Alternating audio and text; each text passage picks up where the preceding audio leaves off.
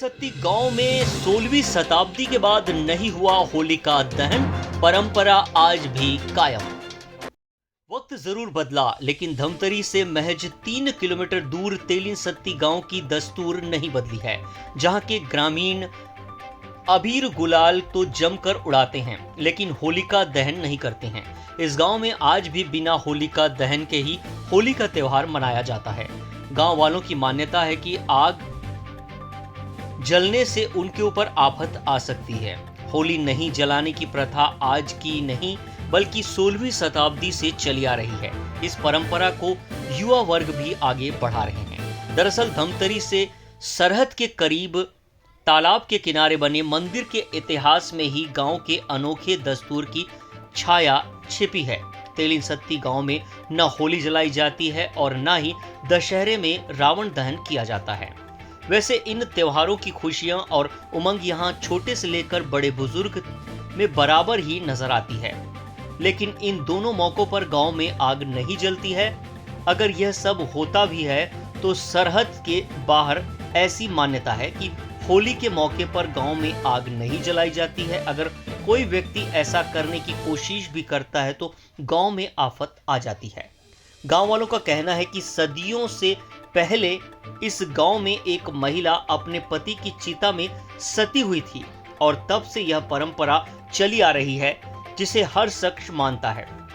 गांव के प्रमुख मोहन जांगड़े बताते हैं कि गांव में एक जमींदार था जो 7 भाई और 1 बहन थी। बहन की शादी के बाद दामाद घर जमाई बनकर रहता था। उनकी सैकड़ों एकड़ की खेती थी। एक बार खेत का मोड़ टूट गया और उसके बाद 7 भाई ने मेड़ बांधने की कोशिश की, लेकिन वह बांध नहीं सके। एक दिन 7 भाइयों ने अपनी बहनोई को मारकर उसी मेड़ में गाड़ दिया और जब बहन ने पूछा तो उन्होंने सारी बातें बता दी। इस बात को जानने के बाद बहन पति की चिता सजाकर सती हो गई।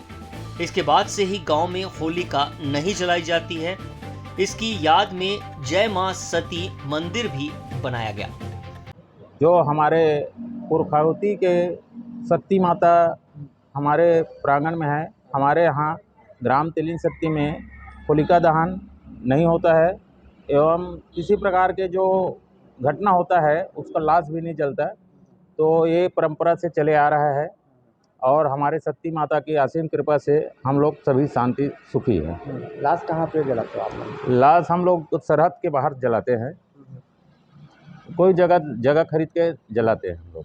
और शुभ कार्य करने से पहले यहाँ पे मत्था टेकते हो? मत्था टेकते हैं और हमारे यहाँ सती मंदिर में स्त्री लोगों को चढ़ना मना है। मंदिर के बारे में बताएंगे, क्या मान्यता है?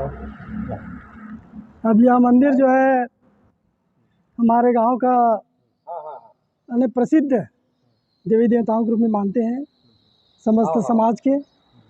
और जो भी यहाँ पर सच्ची श्रद्धा से अपना मन्नत लेकर के आएंगे तो उनका मनोकामना जो है अवश्य पूरा होता है।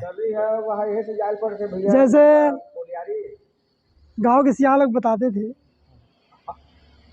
कि एक समय डोमम डॉक्टर जोहित डॉक्टर सर है वो उसका कोई संतान नहीं था, तो उन्होंने सती माता के शरण में आकर के अर्जी विनती किया कि एक मुझे मेरे घर में एक परिवार घर का संभालने वाला वारिस दे दो। तो मैं आपका शरण में आया हूँ कह करके। तो सचमुच में इसके शरण में आने के बाद में उसको पुत्र रत्न की प्राप्ति हुआ और उसके बाद डॉक्टर जी ने यहाँ पर मेला लगवाने का कार्यक्रम जो है संपन्न कराया और उन्होंने ही रामनवमी में जो मेला लगता है उसका जो नेक अपुनीत कार्य जो है जो ही डॉक्टर के द्वारा किया गया। दोनों वाले रामा के एक यादव भाई भी आया करते थे दूध बेचने के लिए। उसका साइकिल जो है यहीं पर आते थे और पंचर हो जाते थे, तो उन्होंने भी अपने मन विचार किया कि माता का कुछ तो महिमा है। आकर किसके शरण में आया तो और कुछ अपना निवेदन भी लाया कि मैं बार बार यहीं आता हूँ तो मेरे गाड़ी ख़राब हो जाते हैं कह करके। तो उसका भी जो है सफल हुआ। कई प्रकार के जैसे मनोकामना लेकर के आते हैं। गांव में चर्चा है हमारे गांव में कि हमारे गांव की शीतला माता में 7 पत्थर है, 11 पत्थर, 11 पत्थर जो शिवलिंग के रूप में वहाँ पर छोटे छोटे हैं। वो घूमते फिरते माता शीतला का पत्थर जो है कभी माँ सती माता तक के पहुँच जाते हैं और वहाँ गिनती करने में कम दिखाई पड़ता है। फिर बाद में जाओगे तो वहाँ फिर ज्यों कहते हैं पत्थर जो है 11-11 हो जाते हैं। ऐसा वहाँ का शीतला का देवता जो है माता सती की शरण तक के आते हैं, ऐसा मान्यता है। और ये सती महिमा जो है पूर्वज लोग बताते थे कि यहाँ कोई गांव नहीं बसा था, पूरा जंगल था और जंगल में कुछ खेत के काबिज कुछ ज़मीन था, उसमें किसानी करते थे। वो भी यहाँ के नहीं, बाहर के किसान, क्योंकि यहाँ तो जंगल था। तो बताते हैं कि भांडपुरी में 7 भाई थे मलगुजार, और उसका एक बहन थी, उसका नाम भानुमति।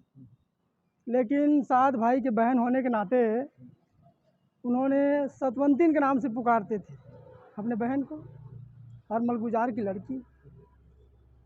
तो कभी वो घूमने के लिए घोड़े में सवार होकर के, बताते हैं पूर्वज लोग, घोड़े में सवार होकर के वो लड़की जो है अपने सहेलियों के साथ में इसी जंगल के समीप आए।